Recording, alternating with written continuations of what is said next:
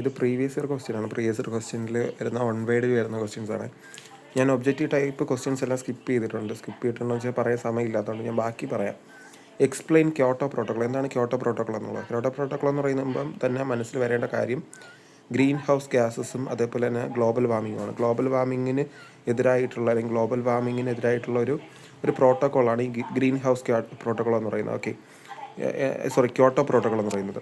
ഇതെന്ന് പറഞ്ഞാൽ Kyoto protocol വരുന്നത് 1997 സത്യത്തിൽ ക്യോട്ടോ പ്രോട്ടോക്കോൾ നിലവിൽ വരുന്നത്. ഇതൊരു ഇൻ്റർനാഷണൽ എഗ്രിമെൻ്റ് ആണ്. ഓക്കെ, UNFCCCയുടെ ലീഗലി ആയിട്ടുള്ള ഡിപ്പെൻഡ് ചെയ്ത കൺട്രീസുമായിട്ട് അതായത് ഇതിൽ ഡിപ്പെൻഡ് ചെയ്തിട്ടുള്ള കൺട്രീസിൻ്റെ ഡെവലപ്മെൻറ്റുമായിട്ട് ബന്ധപ്പെട്ട് അല്ലെങ്കിൽ അവരുടെ ഗ്രീൻ ഹൗസ് ഗ്യാസസിൻ്റെ എമിഷൻസുമായിട്ട് ബന്ധപ്പെട്ടുകൊണ്ട് നിലവിൽ വന്ന ഒരു ഇതാണ് 1997 ഈ പറഞ്ഞ ക്യോട്ടോ പ്രോട്ടോക്കോൾ. പക്ഷേ ഇത് നടപ്പിലാക്കി തുടങ്ങിയത് നിലവിൽ വന്നത് ഇത് ഈ ഒരു ടൈറ്റിലാണെങ്കിൽ 2005 മുതലാണ് ഏകദേശം 142ഓളം രാജ്യങ്ങൾ ഒപ്പിട്ട് ഇത് നിലവിൽ വരുന്നത്. ഓക്കെ, എൻ്റെ മെയിൻ ഒബ്ജക്റ്റീവ് എന്താണെന്ന് ചോദിച്ചാൽ is to fight global warming by lowering carbon dioxide, methane and other harmful gas emission. നമുക്കറിയാം ഗ്രീൻ ഹൗസ് ഗ്യാസസ് ആയിട്ടുള്ള ഈ ഗ്ലോബൽ മീൻസ് ഈ കാർബൺ ഡൈ ഓക്സൈഡ് അതേപോലെ തന്നെ മീഥെയിൻ ഇങ്ങനെയുള്ള ഗ്യാസസിനെ എന്ത് ചെയ്യുക, ഗ്യാസസിൻ്റെ ഒരു വാർമിങ് നമുക്ക് കുറയ്ക്കുക എന്നുള്ളതാണ്. ഓക്കെ, ഈ ഗ്ലോബൽ വാർമിങ്ങിന് കാരണമായി തരുന്ന ഗ്യാസുകളുടെ ഇത് കുറയ്ക്കുക എന്നുള്ളതാണ് ഈ ക്യോട്ടോ പ്രോട്ടോക്കോൾ കൊണ്ട് ഉദ്ദേശിക്കുന്നത്. ഓക്കെ, ആ ഡേറ്റ് പറഞ്ഞ പോലെ 1997. അടുത്ത് mention different types of environmental resources. Environmental resources പ്രധാനമായിട്ട് നമുക്ക് രണ്ടായിട്ട് തരംതിരിക്കാം. ഓക്കെ, ഒന്ന് ബയോട്ടിക് റിസോഴ്സസ്, മറ്റൊന്ന് അബിയോട്ടിക് റിസോഴ്സസ്. ബയോട്ടിക് റിസോഴ്സസിൽ വരുന്നത് നമ്മുടെ പോലെ മനുഷ്യർ വരുന്നുണ്ട്, പ്ലാന്റ്സ് ഉണ്ട്, ആനിമൽസ് ഉണ്ട്, ഇങ്ങനെയുള്ള ആൾക്കാരെല്ലാം ഉൾപ്പെടുന്നത് ബയോട്ടിക് റിസോഴ്സസും.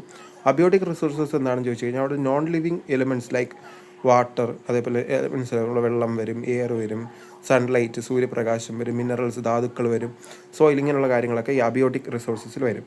ഇനി അടുത്ത് what are the objectives of soak analysis.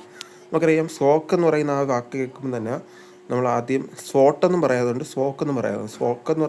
Soak എന്ന് പറയുമ്പം സ്ട്രെങ്ത്, എസ് ഇൻഡിക്കേറ്റ് ചെയ്യുന്നത് സ്ട്രെങ്തും, W വീക്ക്നെസ്, O എന്ന് പറയുന്നത് ഓപ്പർച്യൂണിറ്റീസ്, C എന്ന് പറയുന്നത് ചലഞ്ചസ്. ഓക്കെ, അവിടെ സിക്ക് വരും T ആണ് വരുന്നതെങ്കിൽ ത്രെട്ട് എന്ന് വരാറുണ്ട് കേട്ടോ.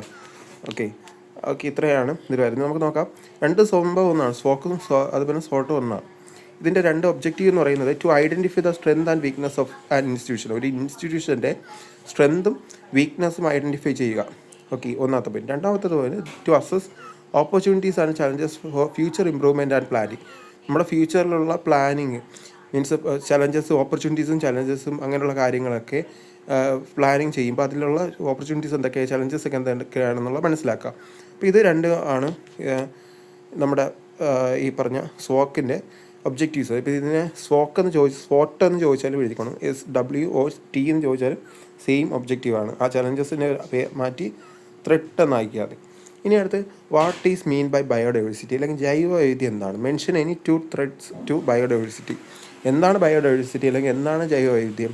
ഏതെങ്കിലും 2 ത്രെഡുകൾ, അതായത് ഭീഷണികൾ, ബയോഡൈവേഴ്സിറ്റിയായിട്ട് ബന്ധപ്പെട്ട 2 ത്രെഡുകൾ എന്തൊക്കെയാണെന്ന് പറയാം.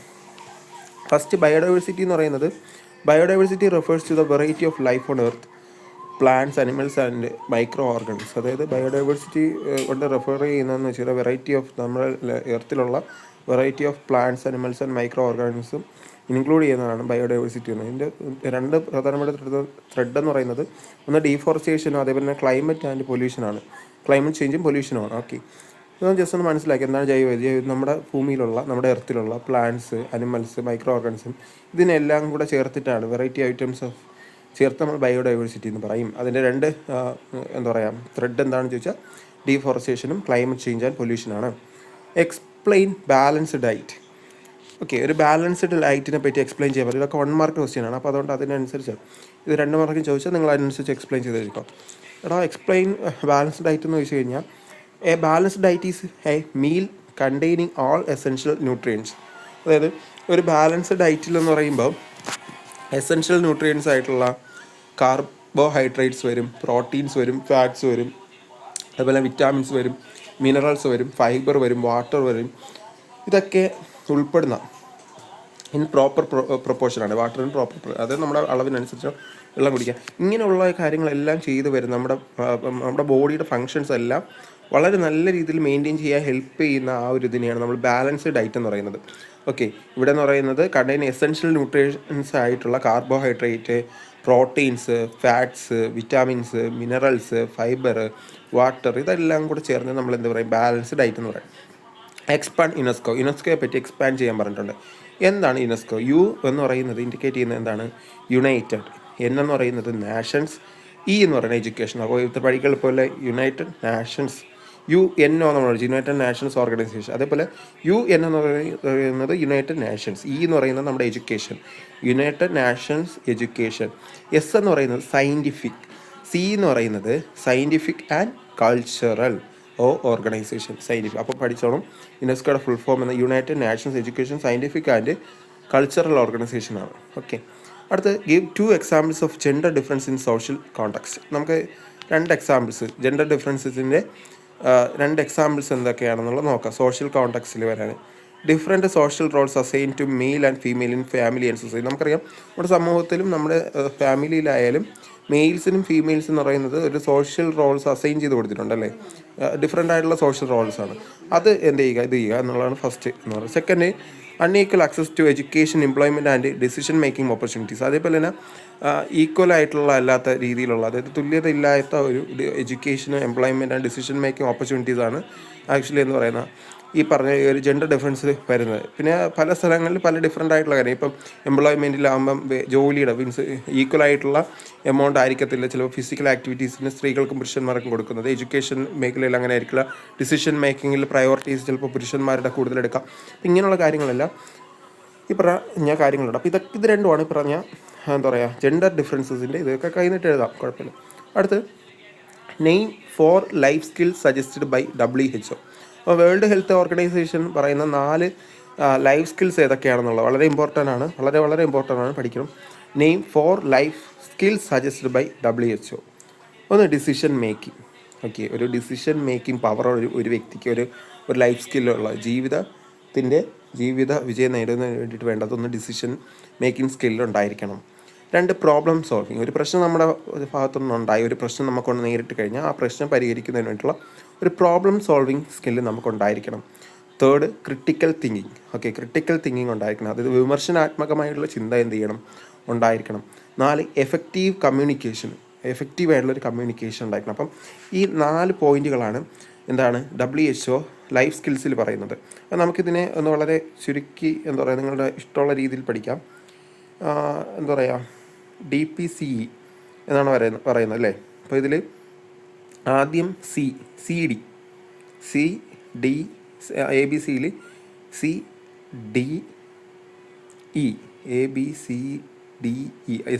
CDEP. ഓക്കെ, എന്ന് വെച്ച് കഴിഞ്ഞാൽ ആൽഫബറ്റിൽ വരുന്നതിൽ അടുപ്പിച്ചുള്ള മൂന്ന് വാക്കുകളാണ് CDE. ഈ CDE പിന്നെ പിയും കൂടെ ഉള്ളൂ, പിയും കൂടെ നോക്കിയാൽ മതി. ഓക്കെ, അപ്പം ലൈഫ് സ്കില്ലുകൾ ഉള്ളത് CDEP. ഇതിൽ C എന്ന് പറയുന്നത് ക്രിട്ടിക്കൽ തിങ്കിങ് ഉണ്ടായിരിക്കണം. ഓക്കെ, D എന്ന് പറയുന്നത് ഡിസിഷൻ മേക്കിംഗ് സ്കില്ലുണ്ടായിരിക്കണം. അടുത്ത് E എന്ന് പറയുന്നത് എഫക്റ്റീവ് കമ്മ്യൂണിക്കേഷൻ, എഫക്റ്റീവായിട്ടുള്ളൊരു കമ്മ്യൂണിക്കേഷൻ ഉണ്ടായിരിക്കണം. ഓക്കെ, കമ്മ്യൂണിക്കേഷൻ നല്ല ഉണ്ടായിരിക്കണം. P എന്ന് പറഞ്ഞാൽ പ്രോബ്ലം സോൾവിങ് ആണ്. ഇത് ഈ 4 പഠിച്ചോളാം കേട്ടോ. അടുത്ത് 19ാമത്തത് differentiate cliques and isolates. Okay, ക്ലിക്സും ഐസൊലേറ്റും തമ്മിലുള്ള ഡിഫറൻഷിയേറ്റ്സ് എന്താണെന്ന് എനിക്കത് കൃത്യമായിട്ട് അറിയത്തില്ല, നിങ്ങളിലുള്ളത് ഞാൻ പറഞ്ഞുതരാം. ക്ലിക്സ് എന്ന് പറയുന്നത് സ്മാളും ക്ലോസ് നൈറ്റ് ഫ്രണ്ട്ഷിപ്പ് ഗ്രൂപ്പ്സ് ആണ്. ഓക്കെ, വളരെ ചെറുതായിരിക്കും, വളരെ ക്ലോസ് ആയിട്ടുള്ള നൈറ്റായിട്ടുള്ള ഒരു ഫ്രണ്ട്ഷിപ്പ് ഗ്രൂപ്പ്സിനെ നമുക്ക് ക്ലിക്സ് എന്ന് പറയാം. ഐസൊലേറ്റ്സ് എന്ന് പറയുന്നത് individuals who remains alone and do not join any group. ഒരു ഗ്രൂപ്പിലും ഉൾപ്പെടാത്ത ആൾക്കാരെ നമുക്ക് ഐസൊലേറ്റ്സ് എന്ന് പറയാം. അവരെപ്പോഴും ഒറ്റയ്ക്കായിരിക്കും, അങ്ങനെയുള്ള ആൾക്കാരാണ് ഐസൊലേറ്റ്സ്. അപ്പോൾ ക്ലിക്സ് എന്ന് പറയുന്നത് ചെറിയ ഗ്രൂപ്പിലുള്ള ഒരു ഫ്രണ്ട്ഷിപ്പ് ഗ്രൂപ്പ്സിനെ നമ്മൾ പറയുന്നതാണ് ക്ലിക്സ് എന്നും. ഐസൊലേറ്റ്സ് എന്ന് പറയുന്നത് എന്താ പറയുക അവർക്ക് ഒറ്റയ്ക്ക് നടക്കാനായിട്ട് ഇഷ്ടം. അടുത്ത 20ാമത്തത് ഈഗോഗ്രാം.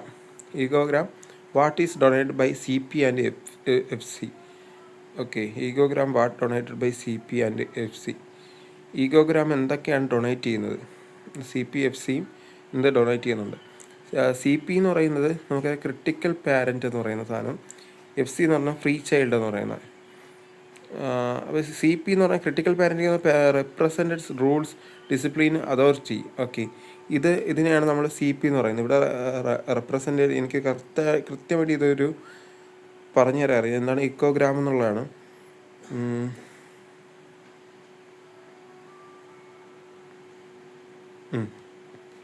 ഓക്കെ, ഡൊണേറ്റഡ് ബൈ CP ആൻഡ് FP. എക്കോഗ്രാം എങ്ങനെയാണ് CP FCയും ഡൊണേറ്റ് ചെയ്യുന്നതാണ്. അതിൽ CP എന്ന് പറയുന്നത് ക്രിട്ടിക്കൽ പാരൻറ്റിംഗ് ആണ്. CP means critical parenting. FCV എന്ന് പറയുന്നത് ഫ്രീ ചൈൽഡാണ്. ഓക്കെ, ഇതിൽ ക്രിട്ടിക്കൽ പാരൻറ്റിംഗ് എന്ന് പറഞ്ഞാൽ അവിടെ റെപ്രസെൻറ്റഡ് റൂൾ, ഇവിടെ റൂളിനാണ് പ്രാതിനിധ്യം വരുന്നത്. ഓക്കെ, പ്രാധാന്യം വരുന്നത്. ഡിസിപ്ലിൻ ഉണ്ടായിരിക്കും, ഒരു കൃത്യമായ ഡിസിപ്ലിന് ഈ പറഞ്ഞ ക്രിട്ടിക്കൽ പാരൻറ്റിങ്ങിലുണ്ടാവും. അത് പിന്നെ അതോറിറ്റി ഉണ്ടാവും, ഒരു അതോറിറ്റിയുടെ കീഴിലായിരിക്കണം എന്ത് ചെയ്യുന്നത്, അച്ഛനും അമ്മയൊക്കെ പാരൻറ്റിങ് ചെയ്യുന്നത്. അതിന് താഴെയായിരിക്കും കുട്ടികൾ എന്ത് ചെയ്യുന്നത്, കാര്യങ്ങൾ ചെയ്യുന്നത്. ഫ്രീ ചൈൽഡ് എന്ന് പറയുന്നത് റെപ്രസെൻറ്റഡ് ക്രിയേറ്റിവിറ്റി. ഇവിടെ എന്ന് വെച്ചാൽ കുട്ടിയുടേതായിട്ടുള്ളൊരു ക്രിയേറ്റിവിറ്റി വളർത്തുന്നതിന് വെച്ച് ഫൺ ചെയ്യുന്നതിന് വേണ്ടിയിട്ട് സ്പോണ്ടേനിയസ്ലി, അതായത് ഓൺ ദി സ്പോട്ടിൽ കുട്ടിക്ക് എന്ത് വേണമെങ്കിലും ചെയ്യാം. അതിന് ഫ്രീഡം ബൾക്കായിട്ടുള്ള ഫ്രീഡം എന്ത് ചെയ്യുന്നുണ്ട് ഈ പറഞ്ഞ ഫ്രീ ചൈൽഡ് കണ്ടു. അപ്പം എക്കോഗ്രാമിലുള്ള ഡൊണേറ്റ് ചെയ്യുന്ന CP ആൻഡ് FC എന്താണെന്നുള്ളതാണ് പറഞ്ഞത്. എക്കോഗ്രാം എന്താണെന്ന് അറിയത്തില്ല എനിക്ക്, ഞാൻ അത് നോക്കിയിട്ട് പറയാം. അടുത്ത differentiate macro nutrients and micro nutrients. Macro nutrients എന്താണ്, മൈക്രോ ന്യൂട്രിയൻസ് എന്താണെന്നുള്ളത് നോക്കാം. മാക്രോ ന്യൂട്രിയൻസ് എന്ന് പറയും, മൈക്രോ അറിയില്ല. മാക്രോ എന്ന് പറയുന്നത് വലിയത്, മൈക്രോ എന്ന് പറയുന്നത് ചെറുത്. ഇപ്പം മാക്രോ എന്ന് പറയുന്നത് റിക്വയർഡ് ഇൻ ലാർജ് എമൗണ്ട്. ഇവിടെ ലാർജ് എമൗണ്ട് ന്യൂട്രിയൻസ്, നമുക്ക് ആവശ്യമുള്ള കാർബോഹൈഡ്രേറ്റ് നമുക്ക് നമ്മുടെ ശരീരത്തിൽ വളരെയധികം വലിയ രീതിയിൽ ആവശ്യമാണ്. അപ്പോൾ അതിനെ നമ്മൾ കാർബോഹൈഡ്രേറ്റ് എന്ന് പറയും. അടുത്ത് പ്രോട്ടീൻസ് എന്ന് പറയുന്നത് നമ്മുടെ ശരീരത്തിന് വളരെയധികം ആവശ്യമുള്ള കാര്യമാണ്, പ്രോട്ടീൻ. ഫാറ്റ്സ് എന്ന് പറയുന്നത് ഈ പറഞ്ഞ പോലെ വലിയ രീതിയിൽ ആവശ്യമുള്ള. അപ്പം ഈ പറഞ്ഞ പോലെ കാർബോഹൈഡ്രേറ്റ്സും പ്രോട്ടീനും ഫാറ്റ്സും ഒക്കെ എന്ന് പറയുന്നത് നമുക്ക് മാക്രോ ന്യൂട്രിയൻസ് ആണ്. നമ്മുടെ ശരീരത്തിന് ആവശ്യമായ ഏറ്റവും അധികം ആവശ്യമായിട്ടുള്ള ലാർജ് എമൗണ്ടിൽ നമുക്ക് ആവശ്യമായിട്ടുള്ള ന്യൂട്രിയൻസ് ആണ് കാർബോഹൈഡ്രേറ്റും പ്രോട്ടീനും ഫാറ്റ്സ് എന്ന് പറയുന്നത്. പക്ഷേ at the same time micro nutrients എന്ന് പറയുന്നത് ചെറിയ സ്മാൾ എമൗണ്ട് മാത്രം റിക്വയർഡ് ആയിട്ടുള്ള വിറ്റാമിൻസ് ആൻഡ് മിനറൽസ് ഇൻക്ലൂഡ് ചെയ്യുന്ന കാര്യങ്ങളാണ്. ഓക്കെ, ഇതാണ് ഇതിൻ്റെ ഡിഫറൻഷ്യേറ്റ് എന്ന് പറയുന്നത്. അപ്പം വിറ്റാമിൻസും മിനറൽസും മൈക്രോ ന്യൂട്രിയൻസും, മാക്രോ ന്യൂട്രിയൻസ് കാർബോഹൈഡ്രേറ്റ് ആൻഡ് പ്രോട്ടീനും ഫാറ്റ്സും ഒക്കെ ആയിരുന്നു. What you prepare in advance for landslide? അതായത് ഒരു ലാൻഡ് സ്ലൈഡ് ഉണ്ടാവുകയാണെങ്കിൽ എന്തൊക്കെ പ്രിപ്പറേഷൻ ആയിരിക്കും നിങ്ങൾ അഡ്വാൻസ് ആയിട്ട് നിങ്ങൾ എടുക്കുന്നതെന്നുണ്ട്. Avoid construction on steep slopes and loose soil areas. അതായത് നമ്മുടെ വീടിൻ്റെ കൺസ്ട്രക്ഷൻ എന്ന് പറയുന്നത് നമ്മൾ വളരെ ചരിവുള്ള സ്ഥലങ്ങളിലോ അല്ലെങ്കിൽ ലൂസായിട്ടുള്ള മണ്ണിന് കട്ടിയില്ലാത്ത പ്രദേശങ്ങളിലൊന്നും കൊണ്ട് എന്ത് ചെയ്യത്തില്ല, നമ്മൾ വീട് പണിയത്തില്ല. അപ്പം അങ്ങനെ ചെയ്യുന്നത് അങ്ങനെയുള്ള കൺസ്ട്രക്ഷനുകൾ, കാരണം നമുക്കറിയാം മണ്ണിന് കട്ടിയില്ലാത്ത സ്ഥലങ്ങളിലൊക്കെ വലിയ കുന്നും പുറങ്ങളിലൊക്കെ കൊണ്ട് വെച്ച് കഴിഞ്ഞാൽ, ചരിഞ്ഞുള്ള സ്ഥലങ്ങൾ വെച്ച് കഴിഞ്ഞാൽ എല്ലാം കൂടി ഇടിഞ്ഞ് മഴ പെയ്യുമ്പോൾ ഇങ്ങ് താഴെ വരും. അപ്പം ആ ഒരു രീതിയിൽ കൊണ്ട് വീടൊന്നും വെക്കാൻ പാടില്ല. അതാണ് first preparation. Second one, strengthen slopes by planning trees and building retaining walls. അല്ലെങ്കിൽ എന്ത് ചെയ്യുക, ഈ പറഞ്ഞ ഇങ്ങനെയുള്ള സ്ഥലങ്ങളിൽ ഇഷ്ടംപോലെ ട്രീസിന് ഒക്കെ മരങ്ങൾ വെച്ച് പിടിപ്പിക്കുക, അല്ലെന്നുണ്ടെങ്കിൽ വാൾസ് കെട്ടി, മതിലുകൾ കെട്ടി എന്ത് ചെയ്യുക, ബിൽഡിങ്ങുകളായിട്ട് തിരിക്കുക, അങ്ങനെയൊക്കെ ചെയ്യുക. അപ്പോൾ അതാണ് ലാൻഡ് സ്ലൈഡിനെ പ്രിപ്പയർ ചെയ്യേണ്ടത്. ഇനി അടുത്ത് mention 2 roles of NGO is in environmental protection. Environmental പ്രൊട്ടക്ഷന് വേണ്ടിയിട്ടുള്ള ഏതെങ്കിലും 2 റോളുകൾ, NGOസിൻ്റെ 2 റോളുകൾ മെൻഷൻ ചെയ്യാനാണ് പറയുന്നത്. എന്താണ് NGO എന്ന് പറയുന്നത്? എനിക്ക് നോൺ ഗവൺമെൻറ്റൽ ഓർഗനൈസേഷൻ ആണെന്ന് തോന്നുന്നു NGO, എനിക്കറിയത്തില്ല കൃത്യമായിട്ട്. 2 റോൾ, NGOയുടെ 2 റോളുകളാണ്. ക്രിയേറ്റിംഗ് അവയർനെസ് അബൌട്ട് പൊല്യൂഷൻ, അതുപോലെ കൺസർവേഷൻ ആൻഡ് സസ്റ്റൈനബിൾ പ്രാക്ടീസസ്. അപ്പം ജനങ്ങൾക്കിടയിൽ അവയർനെസ് കൊടുക്കുക. എന്തിനൊക്കെ പറ്റിയാണ്? പൊല്യൂഷനെ പറ്റി, കൺസർവേഷനെ പറ്റി, സംരക്ഷിക്കുന്നതിനെ പറ്റി, സസ്റ്റൈനബിൾ പ്രാക്ടീസസിനെ പറ്റി, അത് സുസ്ഥിര വികസനത്തെ പറ്റിയൊക്കെ, അതിൽ സുസ്ഥിരമായിട്ടുള്ള കാര്യങ്ങൾക്ക് വേണ്ടിയിട്ട് ഭാവിയിലെത്തേക്കുള്ള കൺസർവേഷൻ. ഇന്നത്തെ കാലഘട്ടങ്ങളിലെ വിഭവങ്ങളിൽ ഒരു കോമ്പിറ്റൻസ് ഇല്ലാതെ, അതായത് അതിനൊന്നും ബുദ്ധിമുട്ടുണ്ടാകാതെ തന്നെ അതിന് വരുന്ന കാലഘട്ടത്തിൽ സാധനങ്ങളൊക്കെ ചെയ്യുന്നതാണ് സസ്റ്റൈനബിൾ പ്രാക്ടീസസ്. അതിനൊക്കെ ഇത് കൊടുക്കുക. അടുത്ത് conducting combining such as tree plantation, waste management and wild life protection. ഇവിടെ കണ്ടെയ്ൻസ് ക്യാമ്പയിൻസ്, അതായത് എൻവയോൺമെൻറ്റ് പ്രൊട്ടക്ഷന് വേണ്ടിയിട്ട് എന്ത് ചെയ്യാം, ക്യാമ്പയിൻസ് നടത്താം അല്ലേ. ട്രീ പ്ലാന്റേഷൻ, അതായത് മരങ്ങൾ നട്ടുപിടിപ്പിക്കുന്നത്, waste management, wild life protection, ഇതൊക്കെ ഈ പറഞ്ഞ NGOs എൻവയോൺമെൻറ്റ് പ്രൊട്ടക്ഷൻ ഇൻക്ലൂഡ് ചെയ്യുന്നതാണ്. ഇനി അടുത്ത് അതിൻ്റെ പ്രൊട്ടക്ഷൻ, എൻവയോൺമെൻറ്റ് പ്രൊട്ടക്ഷൻ വേണ്ടിയുള്ള 2 റോൾസാണ്. Okay, then comment on Montreal protocol. നമ്മൾ നേരത്തെ ക്യോട്ടോ പ്രോട്ടോക്കോൾ എന്താണെന്നുള്ളത് ഡിസ്കസ് ചെയ്തായിരുന്നു. 1997 നമ്മളതിൽ പറഞ്ഞായിരുന്നു എന്താണ് ഗ്രീൻ ഹൗസ് ഗ്യാസസ് ആയിട്ടുള്ള കാർബൺ ഡൈ ഓക്സൈഡ്, അതേപോലെ തന്നെ മീഥേൻ, ഇങ്ങനെയുള്ള സാധനങ്ങളിൽ കാരണം ഗ്ലോബൽ വാർമിംഗ്, അമിതമായിട്ട് ഗ്ലോബൽ വാർമിംഗ് ഉണ്ടാകുമ്പോൾ അതിനെതിരായിട്ട് വന്നതെന്നാണ് ആ പറഞ്ഞ Kyoto protocol. At the same time ഇവിടെ വരുമ്പം മോൺട്രിയൽ പ്രോട്ടോക്കോൾ എന്ന് പറയുന്നത് ഇത് 1987 വരുന്നത് കേട്ടോ. മറ്റേതിനേക്കാളും ഒരു വർഷത്തിനൊക്കെ മുമ്പായിട്ട് വരുന്ന ഇതാണ്. ഓക്കെ, അതായത് 10 വർഷത്തിനൊക്കെ മുമ്പായിട്ട് വരുന്നതാണ് ഈ പറയുന്ന മോൺട്രിയൽ പ്രോട്ടോക്കോൾ. ഇതൊരു ഇൻ്റർനാഷണൽ ട്രീറ്റിയാണ്. അത് നമ്മൾ UNSCCC പറഞ്ഞായിരുന്നു. അതിൻ്റെ ഇൻ്റർനാഷണൽ ട്രീറ്റിയാണ്. Ozone layer by phasing out ozone depression substance like chlorofluorides and halons. ഹാലൻസിൻ്റെ ക്ലോറോഫ്ലോറൈഡിൻ്റെ കാരണം കൊണ്ട് നമുക്കറിയാം എന്താണ്, ഓസോൺ പാളികൾക്ക് വിള്ളലുണ്ടാകാറുണ്ട് അല്ലേ. അതായത് നമ്മുടെ സൂര്യപ്രകാശത്തിൽ നിന്നൊക്കെ നമ്മളെ പ്രൊട്ടക്റ്റ് ചെയ്യുന്ന ഒരു ലെയറാണ് ഈ പറഞ്ഞ ഓസോൺ ലെയർ എന്ന് പറയുന്നത്. നമുക്കറിയാം സ്ട്രാറ്റോസ്ഫിയറിൽ സ്ഥിതി ചെയ്യുന്ന, സ്ട്രാറ്റോസ്ഫിയർ എന്ന് പറയുന്ന അറ്റ്മോസ്ഫിയറിൻ്റെ സ്ട്രക്ചറിൽ സ്ഥിതി ചെയ്യുന്ന ഒരു ഒരു ഒരു ലെയറാണ് ഓസോൺ ലെയർ എന്ന് പറയുന്നത്. ഈ ഓസോൺ ലെയർ എന്ന് പറയുന്നത് സൂര്യനിൽ നിന്നുള്ള ഹാർംഫുൾ ആയിട്ടുള്ള അൾട്രാവയലറ്റ് റൈസസിനെ ഭൂമിയിലോട്ട് കടത്തിവിടാതെ പ്രൊട്ടക്റ്റ് ചെയ്യുന്ന ഒന്നാണ്. പക്ഷേ നമുക്കറിയാം ഈ പറഞ്ഞ പോലെ നമ്മൾ ഉപയോഗിക്കുന്ന റെഫ്രിജറേറ്ററുകൾ, അതേപോലെ തന്നെ ഈ പറഞ്ഞ എന്താ പറയുക സ്പ്രേകളുണ്ടല്ലോ, സ്പ്രേകൾ, അങ്ങനെയുള്ള കുറേ സാധനങ്ങൾ, പിന്നെ പെയിൻറ്റ് ഇങ്ങനെയൊക്കെയുള്ള കുറേ സാധനങ്ങൾ നമ്മൾ ഉപയോഗിക്കുമ്പോൾ അതിൽ നിന്നിട്ട് ക്ലോറോഫ്ലൂറോ കാർബൺസ് പുറത്തോട്ട് പോകും. അതേപോലെ ഹാലൻ എന്ന് പറയുന്ന ഈ 2 സാധനങ്ങൾ പുറത്തോട്ട് പോകും. ഇത് പുറത്തോട്ട് പോയതെന്ന് പറയുന്നത് ഇത് അന്തരീക്ഷത്തിൽ കുറേ നാൾ നിലനിൽക്കാൻ കഴിവുള്ളതാണ്. ഓക്കെ, ഈ പറഞ്ഞ ക്ലോറോഫ്ലൂറോ കാർബൺസും ഹാലൻസും ഇത് കുറേ നാൾ നിന്ന് അന്തരീക്ഷത്തിൽ നിന്നിട്ട് ഇത് മേളിലോട്ട് പോകും, അന്തരീക്ഷത്തിൻ്റെ മേളിലോട്ട് പോയി ഈ പറഞ്ഞതുപോലെ ഈ അന്തരീക്ഷത്തിൻ്റെ മേൽഭാഗത്തുണ്ടല്ലോ, ഈ മേൽഭാഗത്തുള്ള ഈ ഓസോൺ ലെയറിൽ ചെന്ന് തട്ടിയുന്ന ഓസോൺ ലെയറിലുള്ള അവിടെ ചെന്ന് UV റൈസുമായിട്ട് ഇൻട്രാക്ട് ചെയ്ത് കണക്ട് ചെയ്ത് അവിടെ വീണ്ടും വേറെ പുതിയ വാദങ്ങൾ രൂപപ്പെട്ട് അങ്ങനെ ഓസോൺ ലെയറിനെ ഇത് നശിപ്പിച്ചങ്ങളായി. അങ്ങനെയുള്ള ഇതാണ് ഇത്. അപ്പോൾ അതിനെതിരായിട്ടാണ് ഈ മോൺട്രിയൽ പ്രോട്ടോക്കോൾ. അതായത് വ്യവസായ നഗരങ്ങൾക്ക് ഈ പറഞ്ഞ പോലെ ഈ പറഞ്ഞ ക്ലോറോഫ്ലൂറോ കാർബൺസിൻ്റെ ഹാലൻസിൻ്റെയൊക്കെ ഉപയോഗം കുറയ്ക്കുന്നതിന് വേണ്ടിയിട്ടുള്ള ഒരു ട്രീറ്റിയാണ് 1987 മോൺട്രിയൽ പ്രോട്ടോക്കോൾ.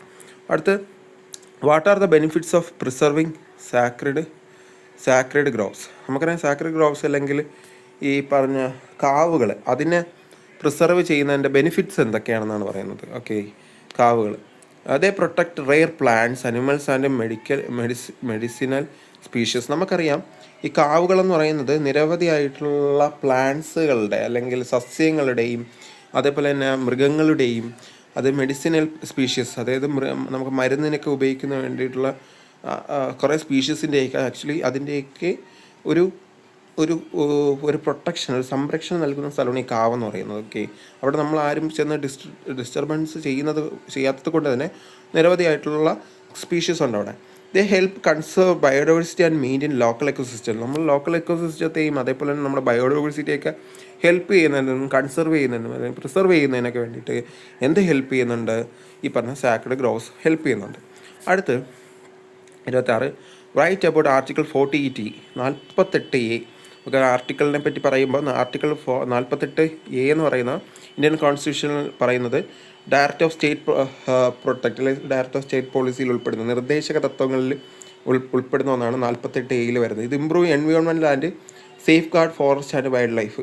ഇവിടെ പറയുന്നത് improve the environment and safe guard forest and wild life. Okay, നമ്മുടെ ഫോറസ്റ്റിനെയും വൈൽഡ് ലൈഫിനെയും ഒക്കെ അതിനെ പ്രൊട്ടക്റ്റ് ചെയ്യുക എന്നുള്ളതാണ് ഇതിൽ പറയുന്നത്. ഓക്കെ, മാർഗനിർദ്ദേശക തത്വങ്ങളിൽ പറയുന്നത് 48A. അടുത്ത, comment on any 2 sustainable practices four protecting environment.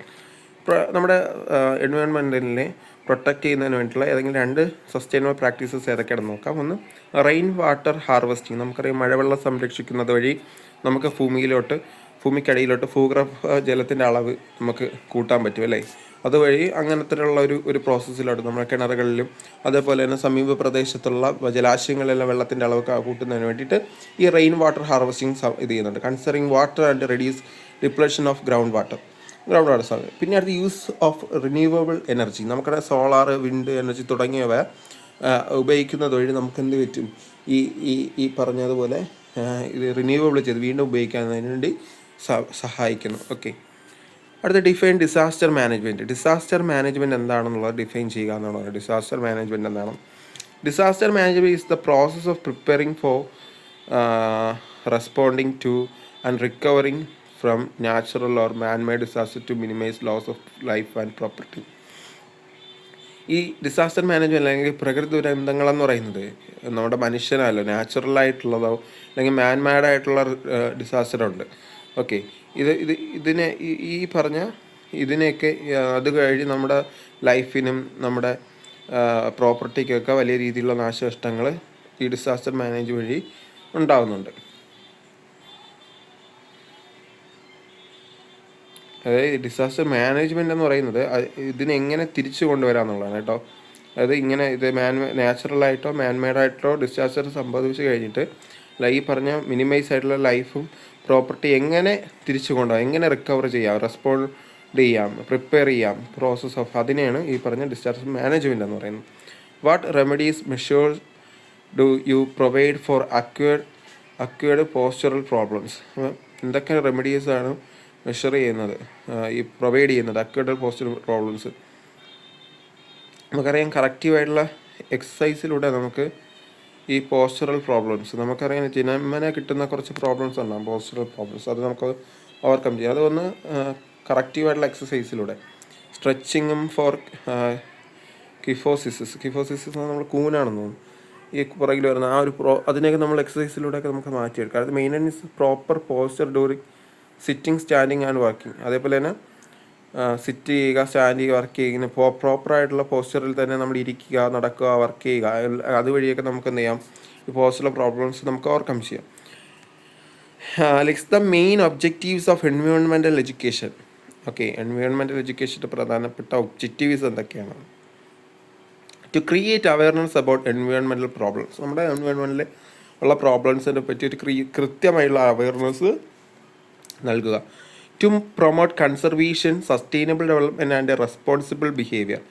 അതേപോലെ തന്നെ എന്ത് ചെയ്യുക, conservation, to promote conservation promote ചെയ്യുക, നമുക്കുള്ള എന്താ പറയുക പല കാര്യങ്ങൾ സംരക്ഷിക്കുക, സസ്റ്റൈനബിൾ ഡെവലപ്മെൻറ്റ് ഇത് ചെയ്യുക, റെസ്പോൺസിബിൾ ബിഹേവിയറൊക്കെ ഉണ്ടാക്കിയെടുക്കുക. What is green culture? Green culture എന്ന് പറയുന്നത് നമ്മൾ മനുഷ്യർ ഈ പറഞ്ഞതുപോലെ എന്താ പറയുക പ്രകൃതിയിൽ ലയിച്ച് ജീവിക്കുക എന്നൊക്കെ നമ്മൾ പറയത്തില്ലേ, അത്തരത്തിലുള്ളൊരു സംസ്കാരത്തെ അല്ലെങ്കിൽ എക്കോ ഫ്രണ്ട്ലി ആയിട്ടുള്ള എൻവയോൺമെൻറ്റൽ ഫ്രണ്ട്ലി ആയിട്ടുള്ള ഒരു ജീവിത ശൈലിയാണ് നമ്മൾ ഗ്രീൻ കൾച്ചർ എന്ന് പറയുന്നത്. അത്തരത്തിലുള്ള സംസ്കാരത്തെയാണ്. Green culture refers to adopting environmental friendly habits such as recycling, reducing waste, saving energy and protecting nature. ഇതിനെയാണ് നമ്മൾ ഗ്രീൻ കൾച്ചർ എന്ന് പറയുന്നത്. അടുത്ത് write the factors affecting health. എന്തൊക്കെ ഫാക്ടേഴ്സാണ് നമ്മുടെ ഹെൽത്തിനെ അഫക്റ്റ് ചെയ്യുന്നത്? നമുക്കറിയാം ന്യൂട്രീഷൻ അല്ലേ, നമുക്ക് അത്യാവശ്യമായിട്ടുള്ള കാര്യം ന്യൂട്രീഷൻസ്. അതേപോലെ തന്നെ എൻവയോൺമെൻറ്റ്, നമ്മൾ ജീവിക്കുന്ന പരിസ്ഥിതി എന്ന് പറയുന്നത് നമ്മളെ ആരോഗ്യത്തെ വളരെ നല്ല രീതിയിൽ ഫാക്ടറിനെ അഫക്റ്റ് ചെയ്യുന്ന ഒരു ഫാക്ടറാണ്. അതേപോലെ ലൈഫ് സ്റ്റൈൽസ്, അതേപോലെ തന്നെ ആൻഡ് ഹാബിറ്റ്സ്, ഇതൊക്കെ ഈ പറഞ്ഞതുപോലെ ഇത് ചെയ്യുന്നുണ്ട്. അടുത്ത് സോഷ്യോ എക്കണോമിക് കണ്ടീഷൻസ് എന്ത് ചെയ്യുന്നുണ്ട്, നല്ല രീതിയിൽ അഫക്റ്റ് ചെയ്യുന്നുണ്ട്. അടുത്ത് what do you mean by cognitive postural deformities എന്ന് വെച്ച് കഴിഞ്ഞാൽ കൺജനീറ്റൽ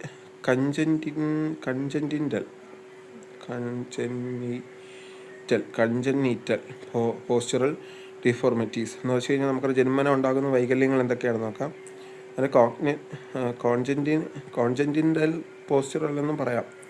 okay, congenital postural deformities are spine or bone deformation present at birth such as cognitive scoliosis. അതായത് നമുക്കറിയാം അമ്മയുടെ ഉദരത്തിൽ വയറ്റിനുള്ളിൽ ഇരിക്കുമ്പോൾ തന്നെ നമുക്ക് പല സമ്മർദ്ദം മൂലം അല്ലെങ്കിൽ ഈ പറഞ്ഞ ഈ സമ്മർദ്ദം എന്ന് പറയുന്നത് പ്രഷർ കുഞ്ഞിന് ഏതെങ്കിലും വഴി അനുഭവപ്പെട്ടിട്ട് അങ്ങനെ ബോണിനോ അല്ലെങ്കിൽ സ്പൈനിനൊക്കെ ഉണ്ടാകുന്ന വളവുകളോ അങ്ങനെയൊക്കെയുള്ള പ്രശ്നങ്ങളൊക്കെയാണ് നമ്മൾ ഈ പറഞ്ഞ കോൺജന്റിക്കൽ പോസ്ചറൽ ഡിഫോർമിറ്റീസ് എന്ന് പറയുന്നത്.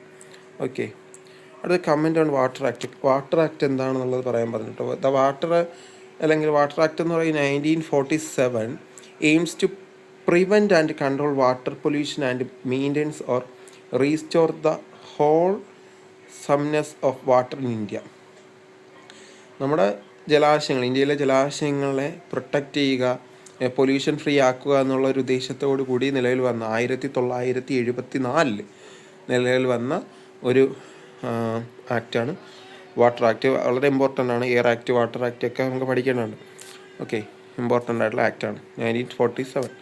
Define resource management. എന്താണ് റിസോഴ്സ് മാനേജ്മെൻറ്റ്? റിസോഴ്സ് എന്ന് പറയുമ്പോൾ എന്താണ്? വിഭവങ്ങൾ അല്ലേ? അതിനെ മാനേജ് ചെയ്യുന്നത് തന്നെയാണ് നമ്മൾ റിസോഴ്സ് മാനേജ്മെൻറ്റ്. വിഭവങ്ങൾ എന്ത് ചെയ്യുക? മാനേജ് ചെയ്യുക, നല്ല രീതിയിൽ നമുക്ക് പ്ലാനിങ് ചെയ്യുക, അലോക്കേറ്റ് ചെയ്യുക. ഇത് ഈ റിസോഴ്സ് എന്ന് പറയുന്നത് ഹ്യൂമൻ റിസോഴ്സസും ആവാം, അതേപോലെ തന്നെ എന്താ പറയുക ഹ്യൂമൻ മീൻസ് അല്ലാത്ത റിസോഴ്സസും ആവാം. ഓക്കെ, ഇവിടെ എന്തൊക്കെയാണ്? Resource management involves planning, allocation and controlling human, material and financial resources. ഇവിടെ ഹ്യൂമൻ റിസോഴ്സസ് ഉണ്ട്, മെറ്റീരിയൽ റിസോഴ്സസ് ഉണ്ട്, ഫിനാൻഷ്യൽ റിസോഴ്സ്. എഫക്റ്റീവായിട്ട് ഒരു ഗോൾ അച്ചീവ് ചെയ്യുന്നതിന് വേണ്ടി ഉപയോഗിക്കുന്നതിനാണ് നമ്മൾ റിസോഴ്സ് മാനേജ്മെൻറ്റ് എന്ന് പറയുന്നത്.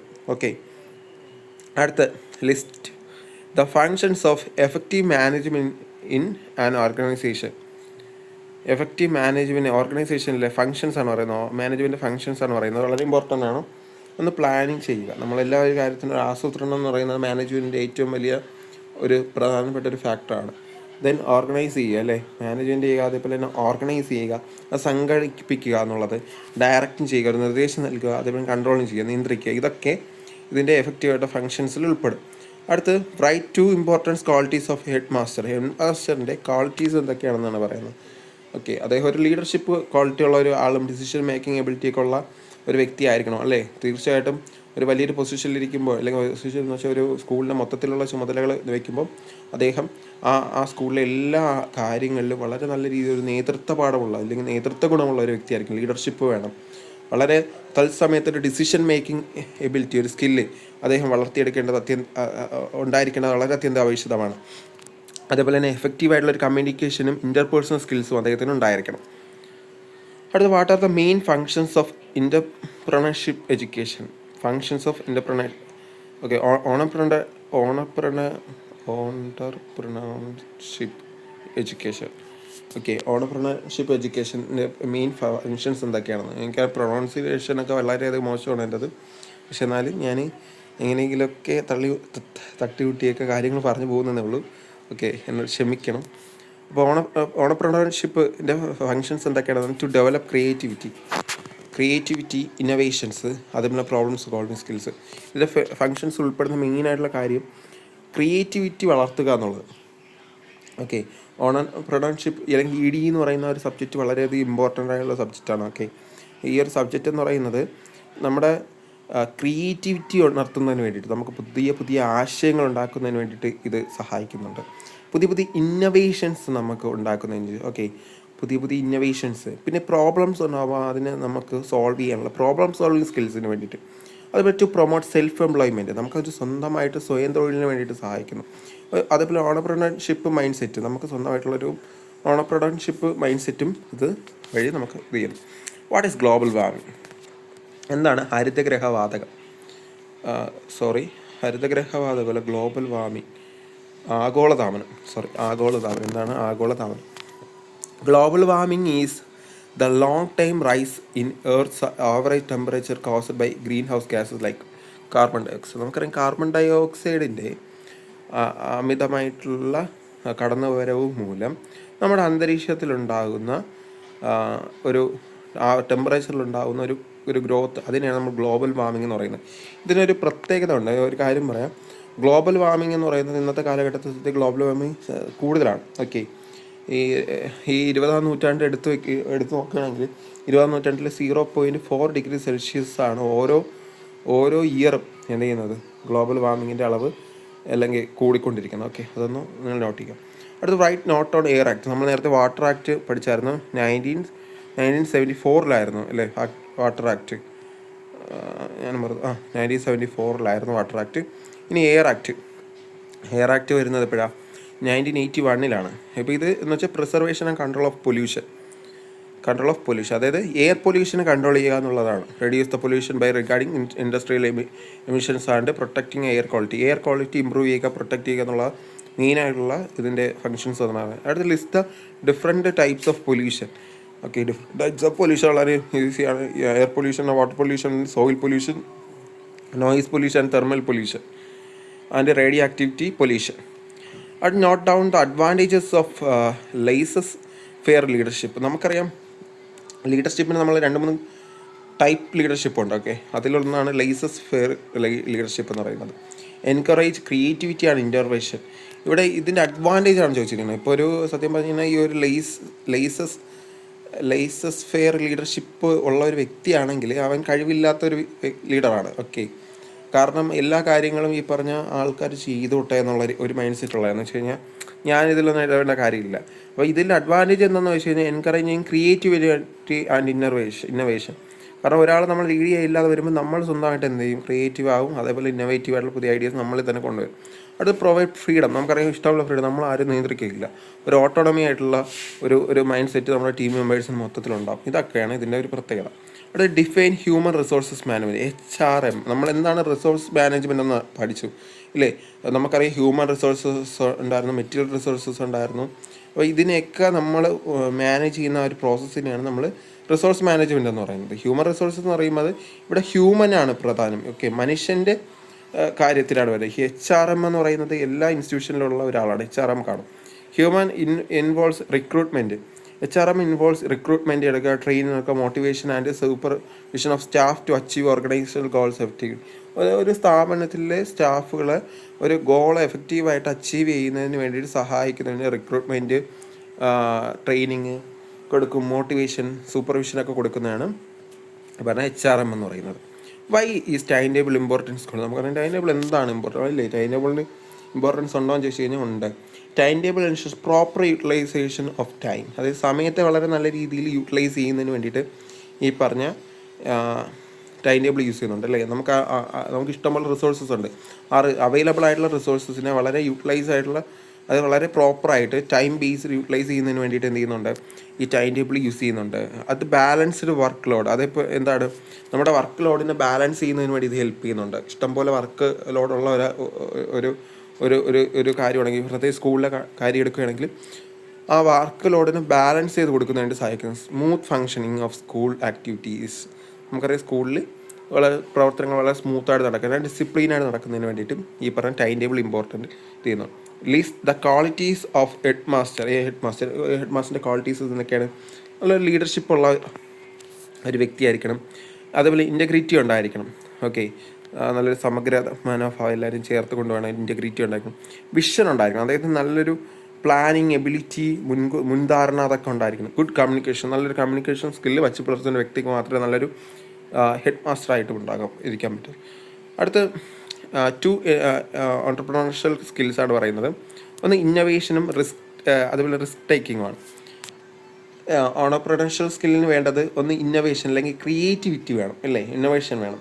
പുതിയ കാര്യങ്ങൾ, ഐഡിയാസിനെ ജനറേറ്റ് ചെയ്യാനുള്ള ഒരു എബിലിറ്റിയാണ് നമ്മൾ ഇന്നോവേഷൻസ് അല്ലെങ്കിൽ ക്രിയേറ്റിവിറ്റി എന്നുകൊണ്ട് ഉദ്ദേശിക്കുന്നത്.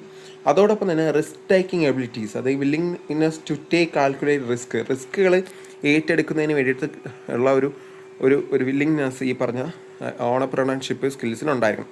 നമ്മളടുത്ത് പറയുന്നത് വാട്ട് ഈസ് സ്വോക്ക് അനാലിസിസ്. ഇത് ഇമ്പോർട്ടൻ്റ് ആണ്, മീൻസ് റിപ്പീറ്റഡ് ക്വസ്റ്റ്യൻസ് ആണ്. അപ്പോൾ സ്വോക്ക് അനാലിസിസ് എന്താണെന്ന്, അതിൻ്റെ മെറിറ്റ്സ് എന്താണെന്നുള്ളത് അല്ലെങ്കിൽ അതിൻ്റെ ഒബ്ജക്റ്റീവ്സ് എന്താണെന്നുള്ളത് നമ്മൾ പറഞ്ഞായിരുന്നു. എന്താണ് സ്വോക്ക് അനാലിസിസ്? സ്വോക്ക് analysis in tool to identify.